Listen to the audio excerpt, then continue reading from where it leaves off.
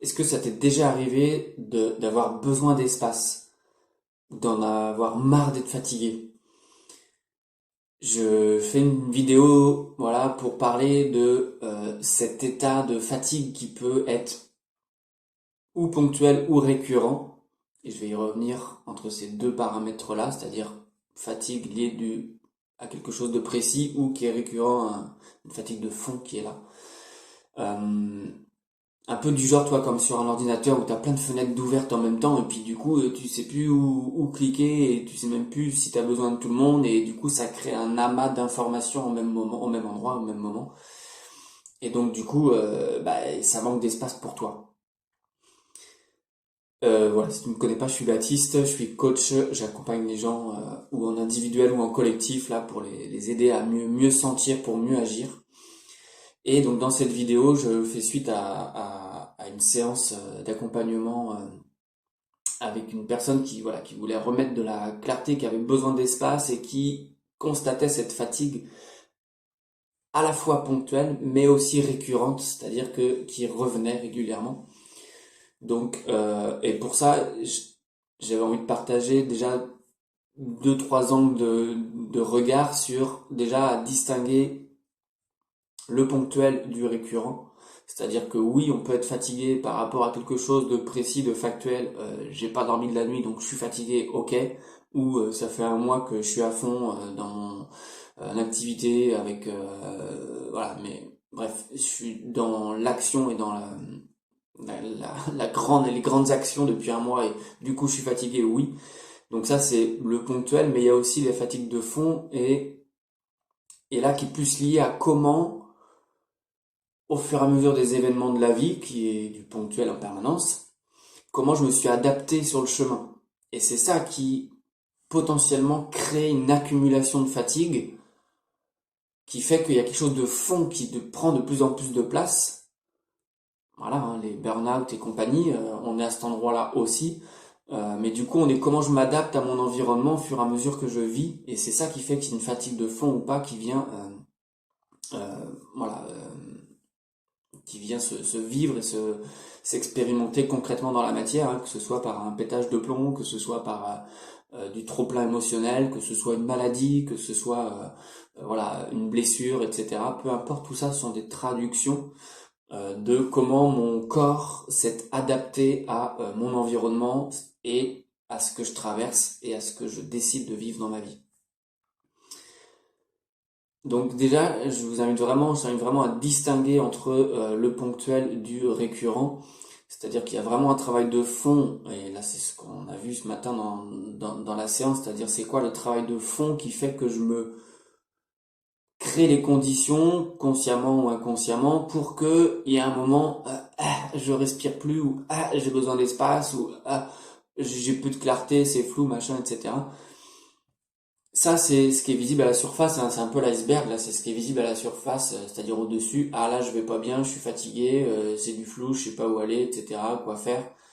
Mais du coup, qu'est-ce qui a créé ça, qu'est-ce qui a généré ça? Il y a bien tout le système inconscient en dessous, les habitudes, voilà, les comportements, les attitudes qui sont mis en place, qui ont généré ça plus ou moins consciemment.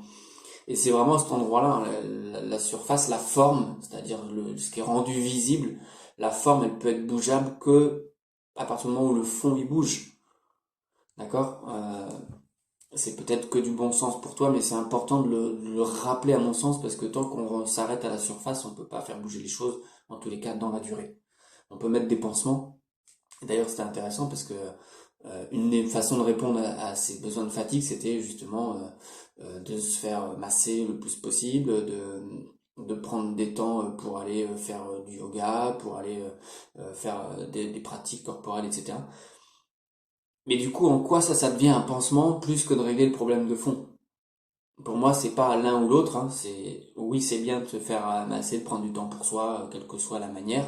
Mais voilà, si on va pas regarder aussi, c'est pas l'un ou l'autre, c'est oui, il y a ça, mais il y a aussi comment, dans le fond, comment mon système est au service de ce que je veux vivre par rapport à ce que je traverse.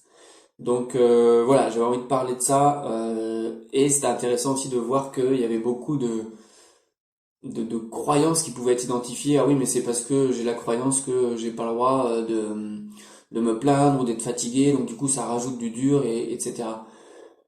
Mais du coup, c'est même pas une histoire de croyance pour moi. C'est pas tant de savoir si c'est vrai ou pas ce qu'on croit. C'est pas tant le sujet. C'est juste ok. Comment est-ce que cette croyance-là est arrivée et au service de quoi je continue à l'entretenir, que ce soit de la valider ou de la non valider, c'est pareil. Donc c'est pas tant la croyance qui existe, c'est d'aller voir encore une fois au-dessous ce qui se passe, ce qui génère que je l'entretiens ou que je cherche à lutter contre cette croyance. Donc voilà, ça c'est des petites choses qui pour moi, tant que sont pas regardées au fond, bah à la surface, concrètement, ça rajoute de la fatigue, ça rajoute de l'énervement, de l'impatience, voilà, des réactions. Du coup, on redevient en réactivité constante. Et du coup, on n'est plus en train de choisir ce qu'on veut, c'est-à-dire d'être en action à partir de ce qui est important pour nous, mais on est en train de réagir. Exemple, l'extérieur me dit, ah bah demain j'ai un rendez-vous qui est annulé. Ah super, je vais pouvoir souffler. Mais du coup, c'est l'extérieur qui a décidé. Donc oui, ça fait du bien sur le moment, mais à quel moment j'ai choisi de poser, de dire oui, de dire non, de dire stop, de dire encore, par rapport à mon état du moment et ce que je veux vivre et surtout ce qui est important pour moi. Donc il y a beaucoup de considérations ici à reconnaître sur ce qui est vraiment important pour soi et quelle énergie je mets encore pour contribuer à accentuer ou entretenir ce que je vis déjà. Donc voilà, tout ça c'est des questions de fond que je vous invite vraiment à vous poser parce que c'est vraiment encore une fois la forme qui est visible à la surface, elle est bougeable, en tous les cas dans la durée et que en bougeant le fond. Je prends un raccourci en disant que en bougeant le fond parce qu'il y a les deux, il y a des choses encore une fois toutes simples, si tu as envie de dormir plus, tu dors plus, si tu as envie de manger mieux, tu manges mieux.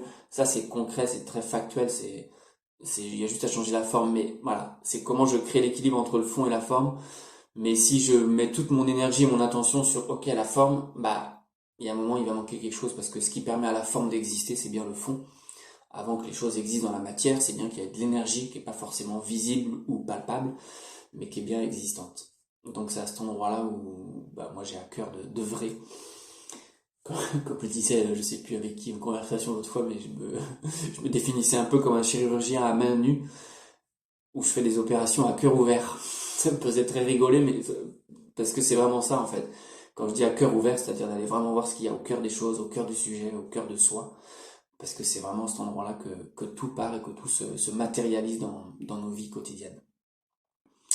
Voilà, j'ai probablement dérivé un peu, mais j'espère que tu recolleras les morceaux. En tous les cas, tu prends ce qui te parle dans la vidéo, mais voilà, pour revenir à cet état de besoin d'espace, c'est comment moi je m'en donne. Et se donner de l'espace, c'est aussi se reconnaître, c'est aussi se considérer. Et voilà, quelles habitudes inconscientes j'ai mis en place qui font que je nie ou reconnais à moitié ce qui est vraiment important pour moi. Sur ce, s'il y a des commentaires ou des questions sur cette vidéo, n'hésite pas à me les mettre et je serai ravi d'y répondre. À bientôt. Ciao.